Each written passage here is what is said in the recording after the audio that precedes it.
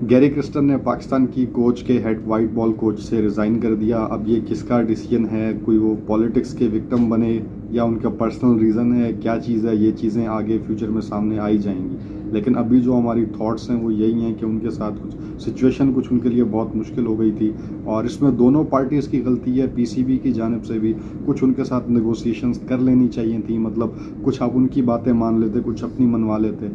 लेकिन इतने काबिल कोच को, इतने क्वालिफाइड कोच को इस तरीके से हाथ से जाने नहीं देना चाहिए था। मीडिया में खबरें ही आई, अखबारों में, न्यूज़पेपर्स में खबरें ही आई कि गैरी क्रिस्टन पीसीबी को ब्लैकमेल करने लग गए थे, अपनी मर्जी के खिलाड़ियों को शामिल करना चाहते थे, गैर मुल्की असिस्टेंट कोचेस को और गैर मुल्की जो स्टाफ को शामिल करना चाहते थे। लेकिन एक बात ये भी है कि पीसीबी ने सिलेक्शन कमेटी के अंदर टीम सेलेक्ट करने की जो राइट है, उसमें कैप्टन और कोच को उस राइट से विड्रॉ कर दिया था, स्ट्रिप ऑफ कर दिया था। इस वजह से गैरी क्रिस्टन काफ़ी परेशान थे और वो इस चीज़ के हक़ में नहीं थे। वो चाहते थे टीम सिलेक्शन में उनकी एक से हो, उनका कहना माना जाए, उनके कहने पर टीम बनाई जाए। लेकिन ये सारे मामला शिद्दत अख्तियार कर गए और आखिरकार कल की डेट में गैरी क्रिस्टन ने पाकिस्तान की वाइट बॉल कोच से रिज़ाइन कर दिया। अब गैरी क्रिस्टन के लिए ये नुकसान पाकिस्तान का है, गैरी क्रिस्टन का कोई नुकसान नहीं है। गैरी क्रिस्टन को जॉब्स की कोई कमी नहीं है। वो पहले भी आईपीएल से आए थे, अब दोबारा आईपीएल का मेगा ऑक्शन ऑन है। क्या पता उन्हें आईपीएल के अंदर ही कोई जॉब मिल जाए और आईपीएल अगर उनको कोई जॉब मिलेगी तो पाकिस्तान से यकीनन उनको 2 गुना पैसों पर ही मिलेगी, इस बात में कोई शक नहीं है। इसके अलावा साउथ अफ्रीका के अपने क्या पता वो नेशनल कोचिंग जॉब की तरफ भी ध्यान दें। ये भी खबर आई कि मार्क बाउचर ने भी किनारा कशी इख्तियार कर लिया साउथ अफ्रीका की कोचिंग से, या किसी और इंटरनेशनल टीम की कोचिंग की तरफ वो ध्यान दें। तो गैरी क्रिस्टन जैसे क्वालिफाइड आदमी को जॉब्स की कोई कमी नहीं है। अल्टीमेटली ये नुकसान पाकिस्तान क्रिकेट का ही है। अब गैरी क्रिस्टन जैसे कोच के इस तरह चले जाने से, रिज़ाइन कर देने से, 2 साल के लिए उनको हायर किया था लेकिन महज 6 महीने के बाद ही वो टीम से चले गए, रिज़ाइन करके चले गए। अब किस तरह हम जो है ना, किस मुंह से रिकी पॉन्टिंग या इस लेवल के किसी कोच को ऑफ़र करेंगे, हायर करेंगे।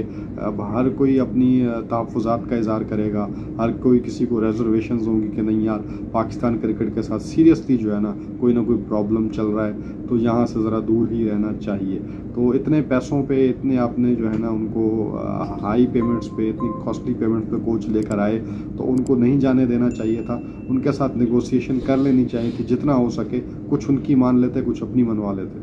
अब गैरी क्रिस्टन जैसा क्वालिफाइड कोच इतने ज़माने के बाद पाकिस्तान को मिला था। पाकिस्तान की रिसेंट हिस्ट्री में इतने क्वालिफाइड कोचेज़ नहीं थे। गैरी क्रिस्टन जो कि बहुत ही क्वालिफाइड कोच थे और उन्होंने अपने आप को साबित किया हुआ था, वो मिले थे।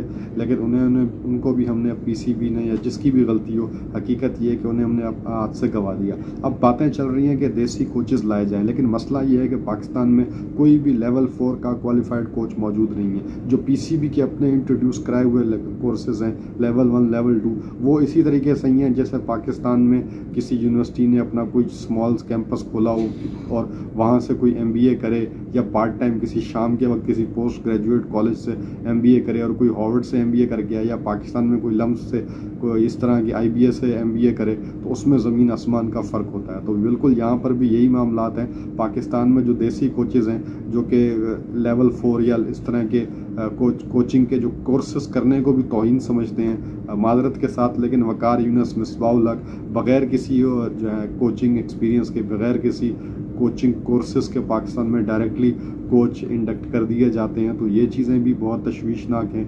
क्वालिफाइड कोच एक प्रोसेस के तहत आएँ, चाहे वो पाकिस्तानी हो, चाहे वो गैर मुल्की हो, तो उसको ही यहाँ पे शामिल करना चाहिए। अना को नहीं देखना चाहिए, रेपुटेशन को नहीं देखना चाहिए, उसके हार्ड वर्क को देखना चाहिए। एक और बात बड़ी हैरानी की है कि कल तक चेयरमैन पीसीबी गैरी क्रिस्टन और जेसन गिल्स्पी के साथ बाहों में बाहें डाल के घूमते थे और कहते थे कि हम एक पेज पर हैं। तो अब ये अचानक से क्या हो गया? अचानक से ये खिलाड़ी और ये कोचेज़ जो हैं ये रिज़ाइन करके जाने लगे। इट मीन्स कि समथिंग इज़ सीरियसली रॉन्ग। यहाँ पर हम एक ये सजेशन देना चाहेंगे कि अगर आपने कोई फॉरेन कोच रखा है तो फॉरेन कोच का तो सिलेक्शन में फ्री हैंड होना चाहिए। आप किसी देसी कोच का आप ये कह सकते हैं, किसी लोकल कोच का कह सकते हैं कि हाँ यार ये बाइस्ड हो जाएगा, लेकिन एक फॉरेन कोच कहाँ से बाइस्ड होगा? फॉरेन कोच के बाइस्ड होने के, किसी प्लेयरिज्म के, फेवरेटिज्म की तरफ जाने के चांसेस बहुत कम हैं। लोकल कोच के फेवरेटिज्म की तरफ जाने के चांसेस बहुत ज़्यादा हैं। फिलहाल के लिए पाकिस्तान ने जेसन गिल्स्पी को ऑस्ट्रेलिया दौरे के लिए पाकिस्तान का वाइट बॉल का कोच बना दिया। दिया है, चार्ज दे दिया है, कोच अनाउंस नहीं किया, इजाफी जिम्मेदारी दी है। अब देखना ये है कि फुल टाइम के लिए पाकिस्तान किसको अपना कोच हायर करता है। अब इस बात का कंक्लूजन यही है कि हम एक स्टेप अगर आगे फॉरवर्ड बढ़ते हैं तो 2 स्टेप हम पीछे आ जाते हैं। अभी हमें अल्लाह अल्लाह करके इंग्लैंड से फतह मिली थी, 3.5 साल के बाद हमें घर पे टेस्ट सीरीज हमने जीती थी। एक खुशखबरी थी, लेकिन वो खुशखबरी सारी मिट्टी में मिल गई। अगले दिन ही ये खबरें आ गई कि जी गैरी क्रिस्टन के साथ ये प्रॉब्लम है। तो एक खुशी मिलती है तो 2 गम की खबरें मिल जाती हैं, तो इस चीज़ से अवॉइड करें। चैंपियंस ट्रॉफी बिल्कुल सर पे है, सारी तवज्जो आपका सारा फोकस वहाँ पर होना चाहिए और इस किस्म की चीज़ों को अवॉइड करना चाहिए। अब गैरी क्रिस्टन तो चले गए, लेकिन इस मामले को पॉजिटिवली हैंडल करें और इसका एक अच्छा बैकअप रेडी करें और एक स्टेबिलिटी लेकर लाएं और कोच लाएं, कैप्टन लाएं, उनका टाइम मुकर्रर कर दिया जाए। मोहम्मद रिजवान को आपने कैप्टन बनाया है तो उनका भी टाइम अनाउंस कर दें कि हमने मोहम्मद रिजवान को यहाँ तक कैप्टन बनाया है। कोई कोच भी आता है तो पब्लिकली अनाउंस करें कि जी ये 3 साल के लिए हमारे साथ है।